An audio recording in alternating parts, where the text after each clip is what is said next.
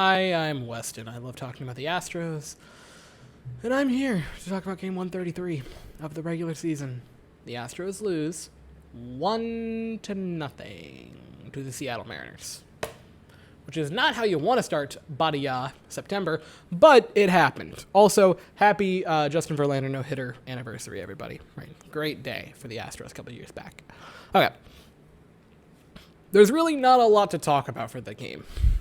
There was one run scored, and ironically, it was a sac fly by Abraham Toro, because Abraham Toro is now an Astro murderer. El Toro is just having his way with us this season ever since going to the Mariners, but that is not the point, right? Obviously, there's the precursor that the offense was horrific today.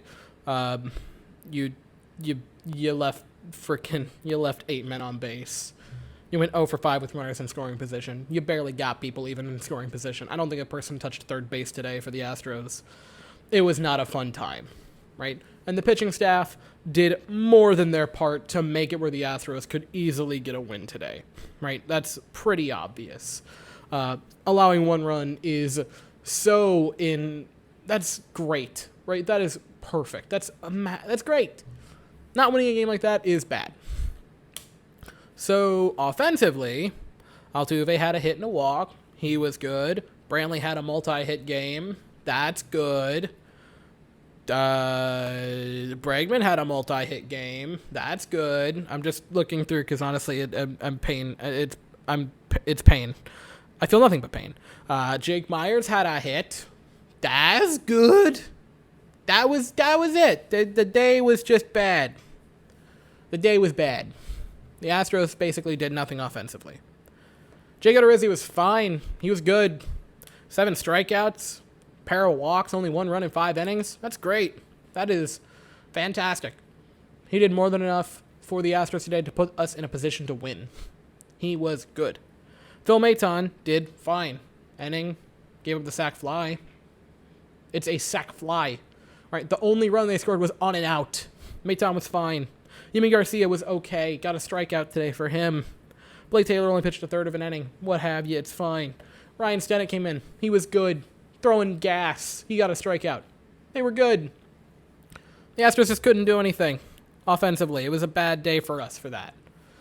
But I want to take a moment to just talk about the insanity that I've seen on Twitter and Instagram the past, 12-ish hours, which was from last night at 4 when I finally went to bed because I can't go to sleep for some reason, to now, of just people losing their minds over the past 2 days for the Astros. I'm sorry. I don't want to sound mean. If people that looked at the month of August for the Astros and are saying things like the season is over, that the Astros are going to get punked out of the playoffs, right? That we're not even going to make it past the first round. The offense is dead in the water, right? That was a horrific month for the Astros. It's over. Calm down. Just settle yourselves down. Go outside, take a nice deep breath. Maybe where you're at it's raining and you get that nice fresh rain smell. Ooh, or maybe a fresh cut lawn with the rain smell. Ooh, that's immaculate. Go get some fresh air. The season is not over. The Astros are still a good team. Past couple days, they just forgot how to hit. It sucks, but it happens. I'm not panicked about the Astros. I'm not scared going into the postseason. If anything, I'm still pretty confident. The Astros still are 78-55. People lost their minds last month about how bad the Astros did. They were 14-13 last month. That's not a great record. That's a 1 game over 500, and it's not wonderful or anything, but that's still very good. It's decent. That's okay for a month. People were losing their minds because, they were only 1 game over 500. Calm down. People were losing their mind. I saw a person on Twitter and Instagram last night at 2 in the morning that was like, I'm done with this team. I'm not watching it anymore this season. I'm like, you're saying this about a first-place ball club. I've seen so many people just... I don't want to use the term because it makes me sound like a 90-year-old man who's complaining about the kids in his front yard. Stop whining. It sucks that games like this happen, right? But it's not over. That being said, yeah, the past 2 games, I love the Astros. They've been horrific. They've made me yearn for getting beaten over the head with a sack of oranges because at least in that scenario, something's getting hit.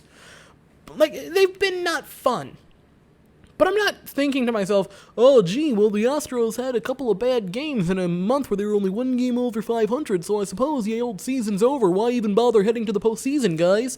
You're probably going to get beat in the first round. Like, no. I was genuinely, like, slack-jawed at how many people were losing their minds over the past 2 games. Yeah, they suck. But also, the Mariners are a good team. The Mariners are solid. Like, this is no longer the Mariners that the Astros could just punch up on, right? It's not like, if the Mariners were only doing good against the Astros, that's one thing. But they're doing good overall this season. They're at 72-62. They're in the hunt for a wild card spot. Like, they're still a good team. They're only 3 games back of the wild card. Like, this is a very good Seattle Mariners ball club. And, like, yeah, it sucks, but you're not losing to garbage. Well, actually, the Astros are losing to garbage, but that's a different topic altogether. Like, I just saw so many people losing it the past couple days, and it was starting to, like, irritate me, and I wanted to talk about it for a brief moment. Because it's kind of ridiculous to be losing our minds that much. For reference, by the way, the Astros in 2017, which is the year something big happened for the franchise, were 11-17 in the month of August. And then that was when they set the franchise record for wins in a season. And I believe the next season we were also a game or two under 500 in 2018 when they set the new record for wins in a season for this franchise. Like, it's okay. It's fine. The Astros usually play pretty mediocre in August. It happens. It's nothing to lose your minds over. Now, we actually have an off day tomorrow, so we get to zen ourselves, take a deep breath, calm the mind, and get ready for the Padres series, which is going to be pretty interesting. Padres are a team that for a while there looked like they were maybe going to win the division and then sort of just fell apart for a period of time, sort of like the Red Sox.